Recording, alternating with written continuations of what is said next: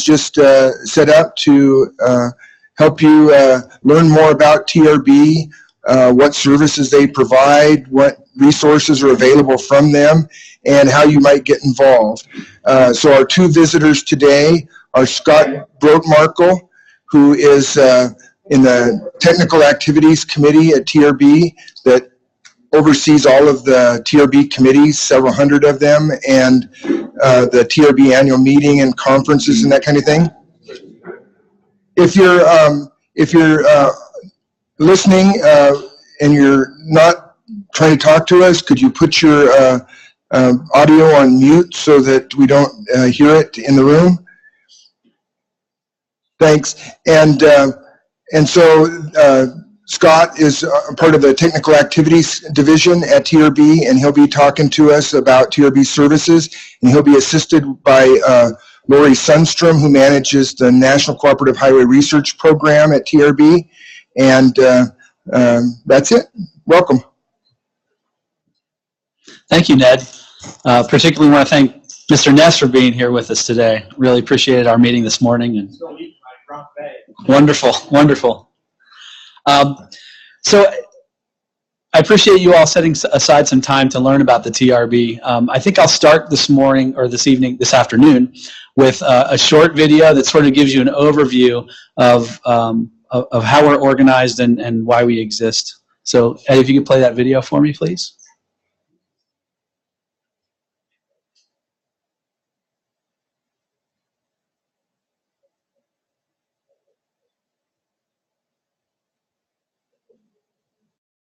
I think they're still getting it together.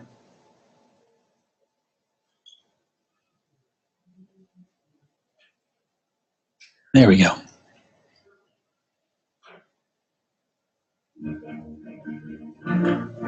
The world is on the move. Our transportation network connects us to one another and brings goods to markets. It enables our lifestyles and economies. It is an essential part of who we are. From durable infrastructure to transformational technologies, safety breakthroughs to sustainable policies, the Transportation Research Board has helped to build America's present and is shaping the future of transportation here and abroad. TRB's mission includes conducting sound research, convening transportation practitioners who share best practices, and advising leaders as they make critical decisions.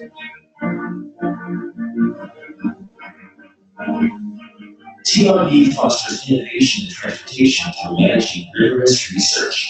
That research is vast and varied.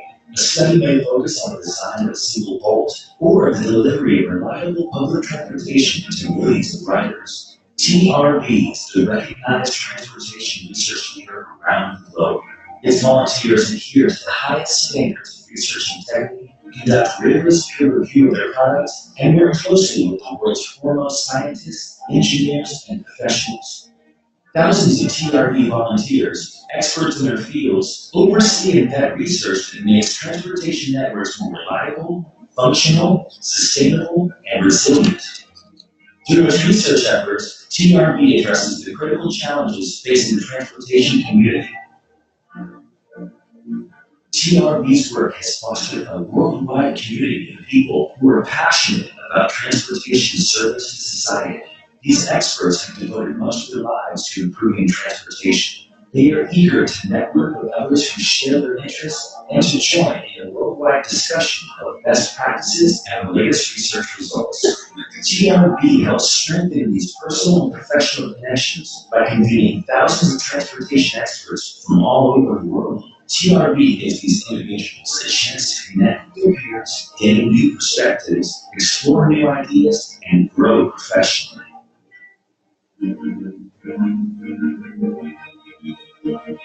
TRB provides our nation with a trusted, independent voice and authority on matters of transportation.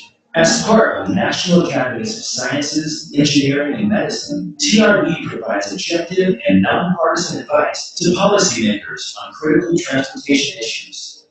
Beyond its other research activities, TRB's policy studies help inform Congress, federal agencies, and DOTs across the nation.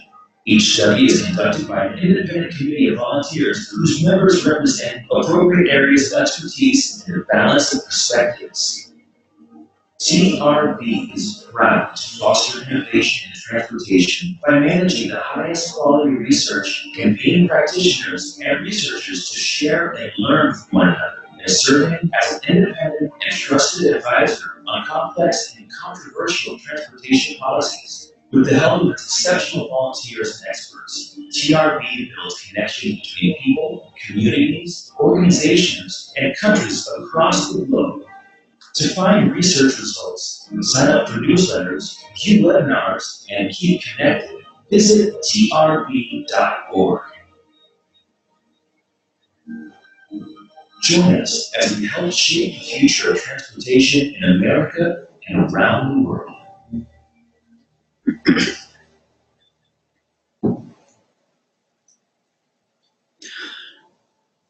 So that sort of sets the groundwork for a lot of what Lori and I will be discussing today in terms of our programs. Introducing myself, my name is Scott Brote-Markle. I'm actually the Marine Transportation and Intermodal Freight Specialist for TRB. And so that's why I was really glad to see a maritime shot at the very end of the video there, because sometimes our boats get forgotten. So I'll share with you today a little bit about some of our programs, and then Lori's going to share a little bit about the CRP programs that we have at TRB. Just by show of hands, have any of you attended our 13,000 person annual meeting that we've held in Washington? I know Brian has and Ned. Okay, excellent. So a lot of people associate TRB with a meeting, but we are so much more than that.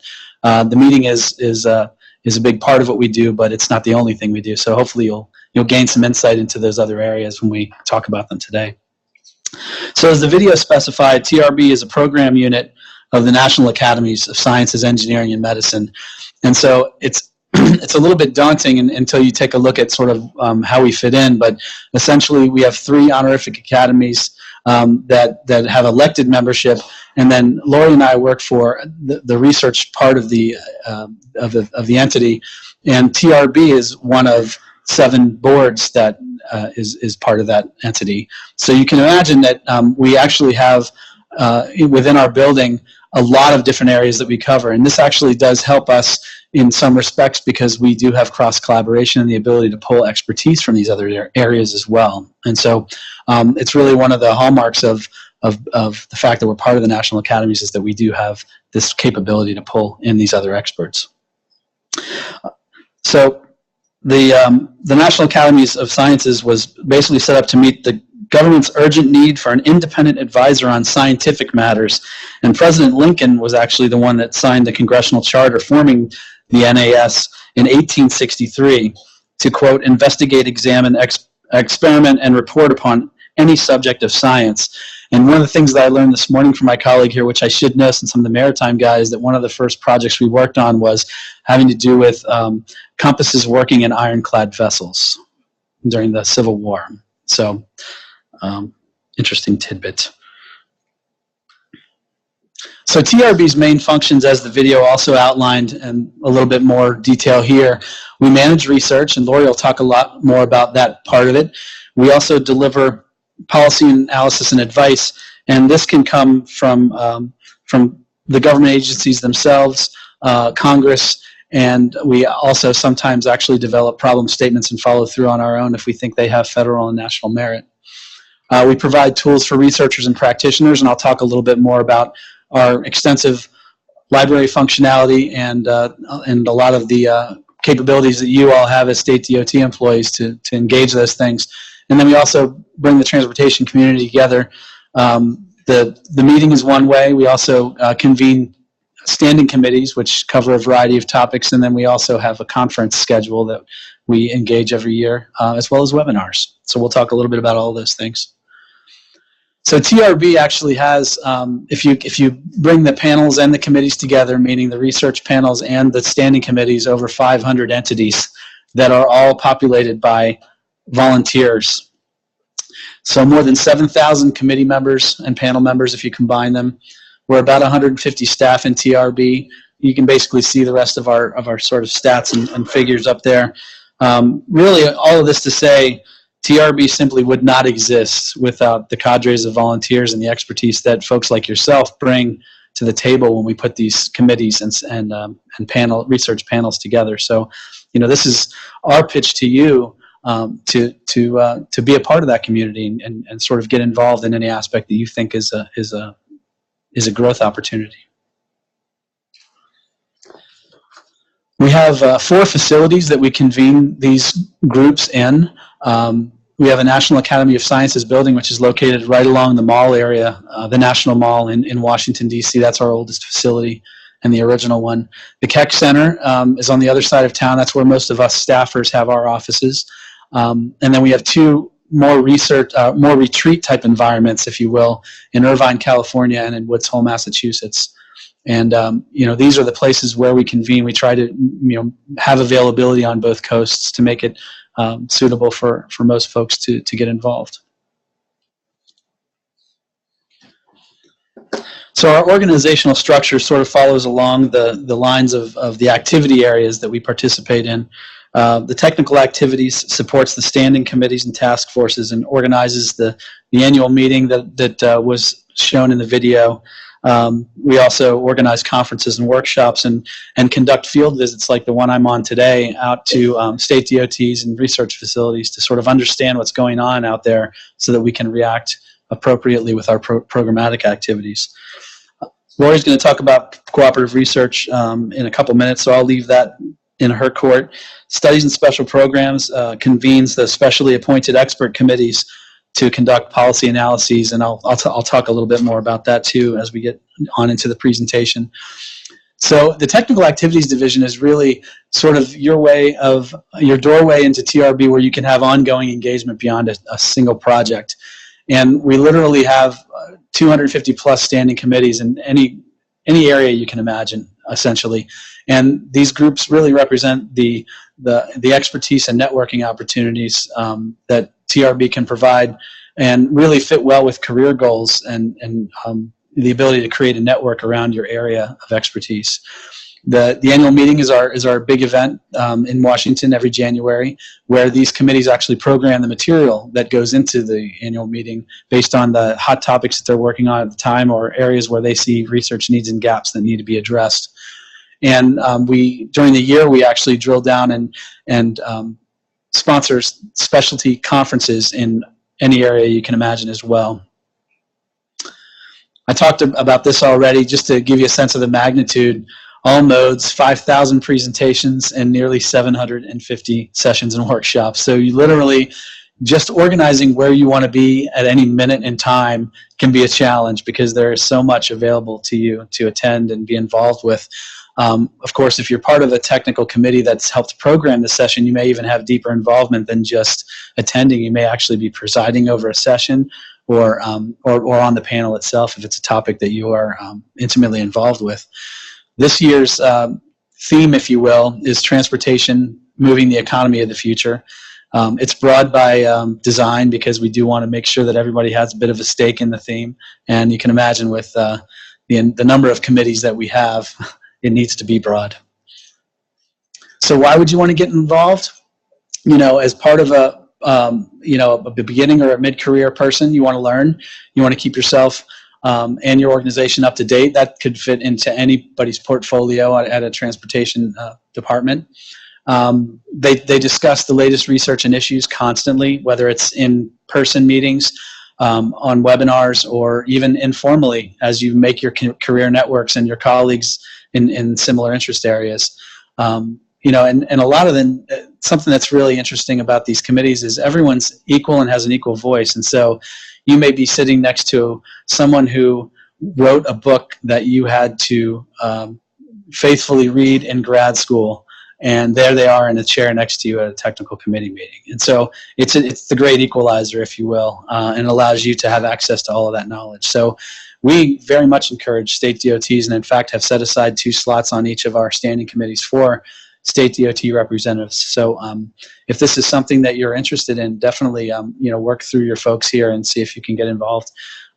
There are ways to participate remotely as well, and being on the committee, if the committee isn't in a rotation phase, which occurs every 3 years, you can actually join as a friend, and then you become part of that pool of candidates that could be rotated onto the committee at the next opportunity. So I already talked mostly about this. One of the other big things that the committees do is they actually they identify research needs, but they also review papers for the annual meeting. And so committee members get sort of a first look at what the latest research is and actually get a chance to weigh in on whether that's valid research to be published. Sorry, this didn't turn out as sharp as I had hoped, but this sort of gives you an idea of the depth and breadth. All of these groups in the blue are actually sort of the broad areas that we have committees engaged in: planning and organization, environment, planning and environment, policy organization, design and construction, ops and maintenance, legal, public transport, rail, and you can see that there's some modal implications as well. Within these areas, there are over 200 standing committees. And just to break down the area that I'm involved with in freight systems and marine, these are the committees that I actually have the most contact with in my portfolio. And this is just in the narrow areas of freight systems and marine. If you go deeper into, let's say, something more near and dear to state DOTs, the highway-related standing committees, you can see there are many more, and they get very much down into the nitty-gritty, if you will.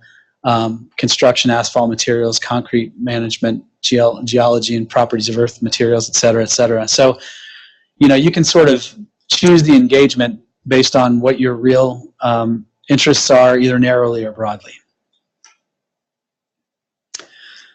Our encouragements for young members and new members are very high in the priority list at TRB. We feel like there's a place for everybody, and we welcome everyone who wants to come and join any of the committees or any of the activities that we have for you. We actually, in the younger member category, which we define as 35 and younger, set aside 4 slots on the committees. And as I said before, anyone can become a friend as a first sort of order of engagement. So the way that you would become engaged is to actually set up a profile, which is totally free and open, on our mytrb.org portal. You're able to sign up as a friend to any committee through that portal. And a number of other things you can see here. You can search our online directory to find your colleagues. Our review process is handled through this portal. So if you do become a paper reviewer, you could use this portal for that purpose. And it keeps expanding all the time as our needs increase in interaction. So I do. If there's one thing I leave you with today, please go create a profile so that we can start reaching out to you. So with that, I'm going to turn the microphone over to Lori Sundstrom. She's our manager of the NCHRP programs, to talk about our cooperative research programs overall. Lori? Thanks. Thank you, Scott. I'm sorry about my voice. So at TRB, we manage a handful of cooperative research programs. What does that mean? Well, cooperative in the sense that we are working cooperatively and collaboratively with a number of different kinds of transportation organizations. The National Cooperative Highway Research Program is the oldest and the biggest of those programs, and the one that maybe some of you here have experience with. How many of you have been on a research panel? A couple of you. Okay, great. That's another way you can become involved with TRB. We also manage research programs in transit for transit agencies or airports. We have research going on in hazardous materials, freight, and rail, although those last 3 don't have new money coming into them. And just last week, we picked up another program of behavioral traffic safety with Governor's Highway Office Traffic Safety. So we'll be starting a program at shortly. So the highway program is paid 100% by the State Departments of Transportation. It's your research program. You could think of it as a pooled fund, and the problem statements, the work that we do in that program comes from the State Department of Transportation. There are 3 ways that program or projects can come into the program. They can be nominated or submitted by a state DOT. They can be submitted by an AASHTO committee, and they can be submitted by the Federal Highway Administration. So the program works on research needs that are defined and identified by the state agencies. Then we put together panels of professional and technical experts. They're dominated by state DOTs. We announce the new projects usually in April of every year. And different states have different ways of managing the nomination process. States can nominate people, or people can self-nominate. And then we will pull you in, and you will scope that project, and you'll select a research contractor, and you'll oversee the work of that contractor by looking at interim work products, and really be first in the country to know about whatever that research is revealing. It's an applied research program. We work on questions that need answers today to solve problems that you have today. The work is done by contractors, and that would either be a consulting firm or a research institute or a university. All of the publications we've produced, you see several covers there. They're all available to you at no charge because you paid for it in the first place. So you can download anything from our website.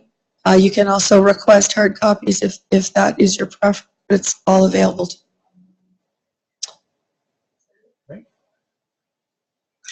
Thank you, Lori. So Studies and Special Programs is the program that conducts policy studies at the request of the Congress, executive branch agencies, states, and other sponsors. There's a number of other things that we do in those programs as well. The IDEA program manages innovations deserving exploratory analysis, and I think actually that's under CRP as well now too, isn't it? Okay, just happened. Okay. But the difference between this and the cooperative research program is that we actually put panels of experts together and they write the report. And this is more in line with the other parts of the academies. That's how they actually conduct business. And so these are actually advice to government reports, which is something that we don't do in the other programs of TRB. Another worthy program that we actually did the research and the implementation is now over with FHWA is the SHARP 2 program. And these are very, very applied and highly relevant national challenges and reports that fall out of them focused on safety, renewal, reliability, and capacity. And so these were squarely aimed at state DOT needs in the moment and beyond. And so I highly recommend, if you haven't taken a look at these for any reason, to actually take a look at those. One thing that's available totally free and from the desk of any state DOT employee is our webinar program. And this has been expanding ever since we've started it. We're actually, last year we're up at 100 live webinars and 15 what we call straight to recordings because the demand is so high.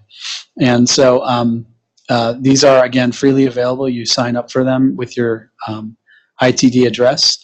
And you can then watch the live webinars and ask questions in real time. And in a lot of cases, there are professional development credits associated with these, both on the engineering and planning side. So highly encourage you to engage in that activity. We also have a research newsletter that comes out every Tuesday, which is another great way to sort of keep a beat on things that are of interest to you. And basically highlights transportation research activities at all levels and from all sources. But the neat thing about it is that once you sign up, you can actually go in to your subscription profile and check off the specific topic areas that you would like to be, delivered. And that narrows it down to what you really want to know in your field of work. So I'd highly encourage, again, to keep a beat on what's going on in research, and particularly with TRB, to sign up for this newsletter, and that will sort of give you a better idea of what's happening. This is just a list of our upcoming webinars to give you sort of a sense of the depth and breadth of what we're doing. Everything from freight goods movement strategies to bridge abutments to multi-lane roundabouts to low volume bridges. I mean, it really spans the gamut of transportation. Aviation's in there as well. So you get a sense of the well-roundedness of the program. Another thing that's available to any TRB and any state DOT employees is access to our research databases and our library. And TRID, research in progress, and research needs statements are the three gateways into those resources. The TRID database is actually the largest bibliographic collection of transportation data in the world. And it leverages both domestic and international databases to put together, basically you can find hundreds and hundreds of hits on any topic that you can put your mind to on this search engine. The search engine is very usable. You can look at records by mode, you can search by keywords, you can narrow to languages, you can do a lot of exclusions in the advanced searches to get to where you want to go. I certainly, I can even remember as a grad student, I used this resource quite heavily when I was writing papers. It has all of the TRB material indexed, as well as much outside of TRB. So highly recommend you take a look at this resource. And as you're encountering a problem, no doubt there's been research or somebody has encountered it elsewhere that you can get a leg up on. I wanted to close with just sort of the three, just identifying sort of the three strategic priority areas that we've been looking at more broadly as TRB and working with other parts of the academies on. One is transformational technologies, and I'll get a little bit more into that in just a second. Resiliency, sustainability, that topic, given a lot of what's been going on with disruptions due to natural hazards and other things, has become very front and center for us. And it seems to be growing legs in the dead of night as far as the topics that get covered in that area as well. But it's certainly something we need to be paying a lot of attention to, and we have been. And then the intersection of transportation and public health, whether it be access to public health through transportation, or it be transportation's effects on public health and safety and that sort of thing. We've been working fairly heavily with our counterparts in the National Academies of Medicines as well on that. So in terms of transformational technologies, these are sort of the big picture, at least in the nascent phase, areas that we've been looking at. I talked to a group of folks this morning in the building about connected and automated vehicles and how we do have many, many projects going on in that area as things emerge in the policy realm, and then with the OEMs implementing technology. Shared use mobility services like Uber and Lyft, we've been taking a look at those quite a bit. We actually have a public policy study that was completed last year on the future of that technology. Smart City and the Internet of Things sort of plugs into a lot of what we're talking about, and that also plugs into the CV conversations we had this morning with signaling, talking to vehicles, etc. Unmanned aircraft systems, both for use by DOTs and for other uses. A lot of LiDAR scanning and a lot of other sort of surveying type of activity going on with unmanned aircraft systems that could be of use to DOTs. Next gen, the air system replacement is behind the conversation. Big data and obviously cybersecurity affects almost every single one of these things. And then obviously alternative fuel vehicles. So I mentioned connected and automated. This is actually an old slide. I think we now have even more money programmed towards that program, if I'm not mistaken, right, Lori? Yeah. So this is a bit of a lag slide, but I will actually be sending to Ned some updated information on what we've been doing in CV and AV that he can pass on to you all if you're interested, with links to all the near-term and future projects that we're conceiving in that area. And finally, just to keep up with all of the changes that are going on in this fast-moving area, we have set up a web portal that sort of gives you a one-stop shop for a lot of the reports, committees, research projects, et cetera, that we've done in this area. And it's not a very sexy URL, but we do provide it here on the slide, and I'm sure Ned can share out this presentation with anyone who's interested to be able to click on the live link there. So many and most of the things, and probably all of the things that I've mentioned today, are reachable through trb.org, including your way to engage get involved in through my TRB, find any of our reports, find out about our committee structure, any of those things. And certainly I'm happy to be your guide to this very complicated universe if you so choose. So please feel free to reach out to me. I'm sure Lori would make the same offer in the CRP area, because we're real happy to help facilitate, get you into the right activities if you're interested. So with that, I'll take any questions. Lori and I can try to tag team any questions you might have about our organization. Thank you.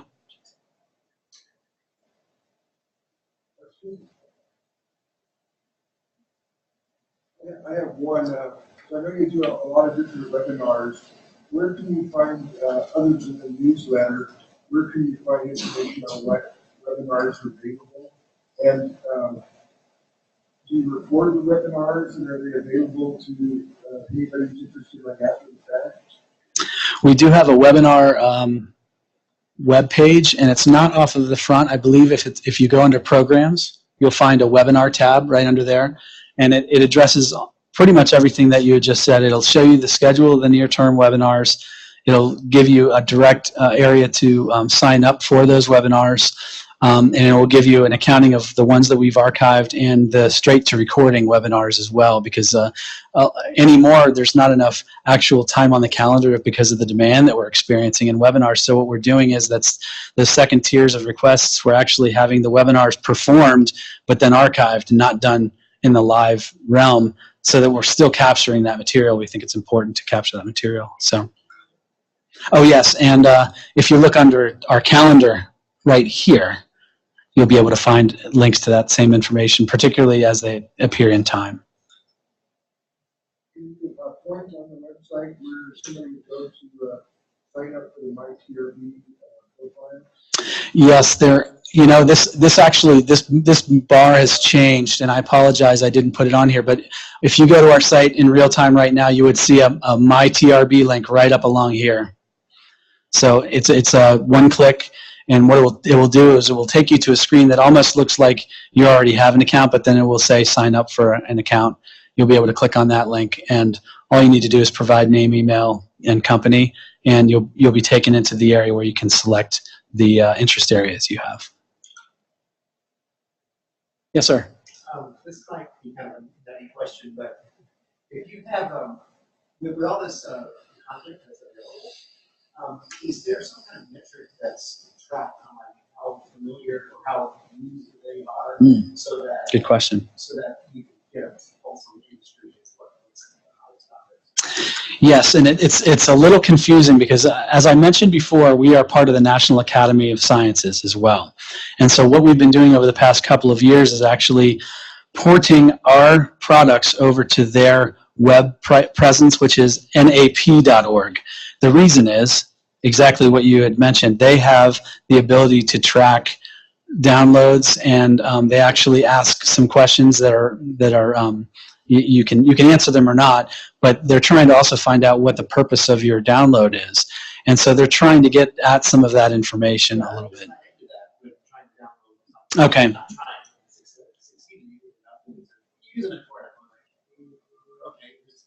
Yeah, and I don't think it's a mandatory field, but certainly, we have an interest internally of knowing, why those things are being used. But there's all kinds of dashboards. Altmetrics is one of them. Where they're being cited, where the citations are coming in from, all that sort of thing. So they have a great engine for that, and we're trying to leverage that. The only problem in the near term is that what will happen is you'll find it on our site, you'll click a link, and then it will shoot you over to their site, which I think we're in the process of redesigning our website right now, and I think it'll be a tighter connection to some of that when we're done with the redesign. Any other thoughts on that from your perspective on? I can tell you the most downloaded NCHRP report is the Roundabout Design Guide.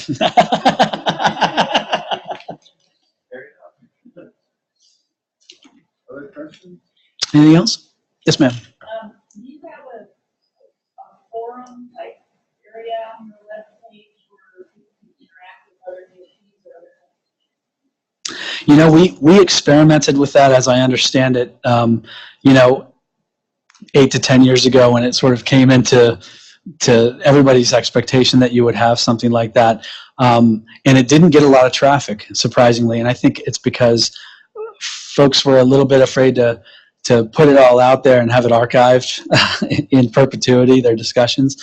We don't have that capability right now, but a lot of the technical committees have separate social media devices to handle that kind of thing. And so they've been setting up LinkedIn's with some of that kind of thing on the standing committee side of the House. So how does someone go to an area poll on their DOTs about a specific problem or topic that they want to see if it's valid or if it's true? I have to do that. ASHTO's Research Advisory Committee has a listserv that we have used pretty regularly for surveys of on different topics of interest to a DOT, and we can develop a survey and post it out there on this listserv and ask other states to respond and get feedback from them that way. And we do that. I mean, we probably only do that several times a year, but other state DOTs are doing the same thing. And the results of those surveys are posted on the ASHTO Research Advisory Committee website, so you can find those results there. And oftentimes the state that's doing the survey will, agree to send the results to participating states. And if you want it, there's usually a question at the end about whether you want that kind of information sent to you that survey. So do any of those topics come forward to a TRB setting where they're presented in a lot more out there?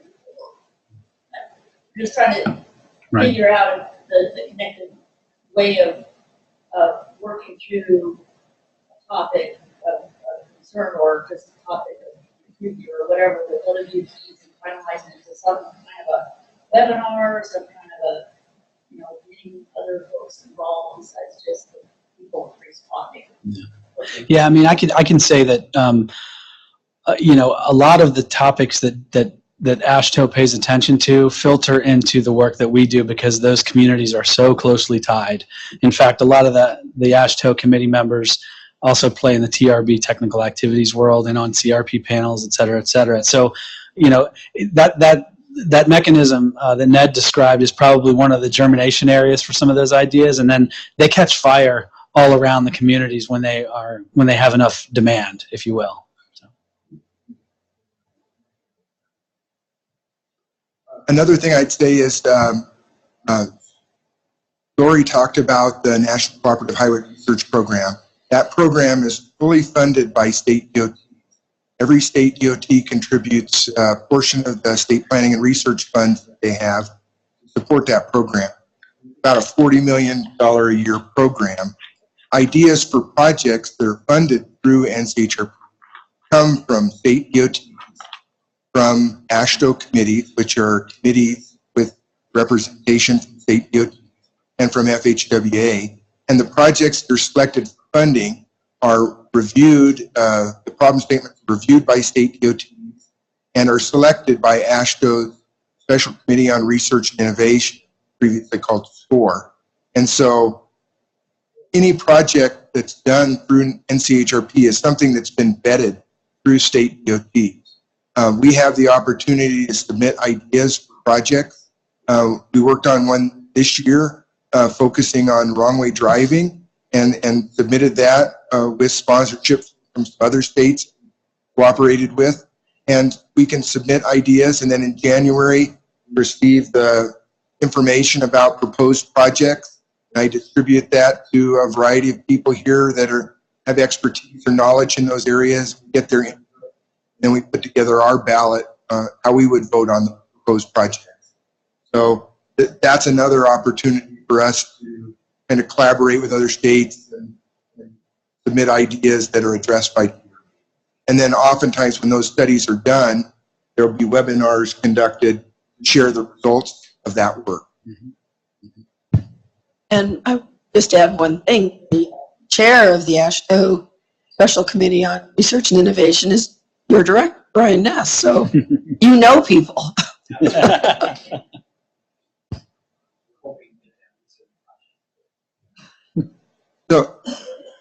We haven't heard anything from out in the district sites or from the U of I. We'd be happy to answer any questions that you all have out there. So here's an opportunity to speak up and ask your question.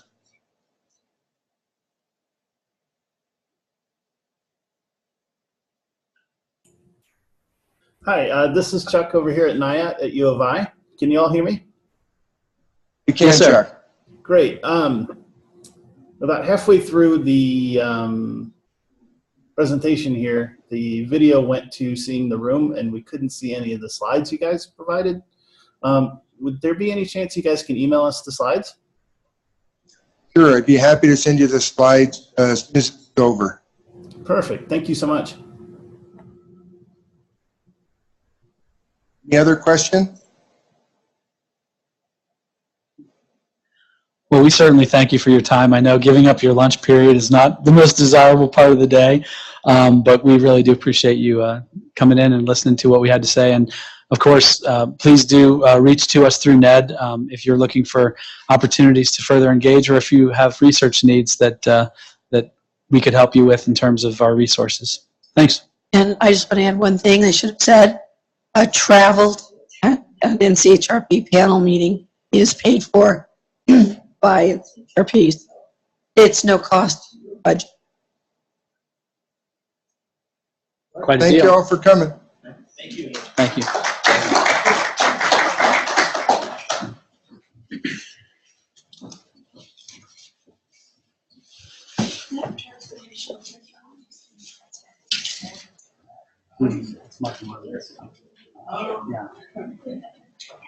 Question?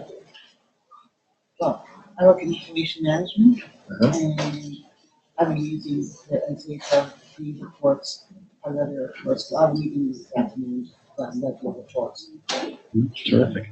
829. Strategic information management planning. She probably she does so many, but and you know, you can get all of the Oh, I ones got from the last I have, 25 years online, but if you I have if you want a 829, hard copy, 814, 754, and 666. if you want hard copies, you can order them. Yeah. So, have you? I was. Okay, have you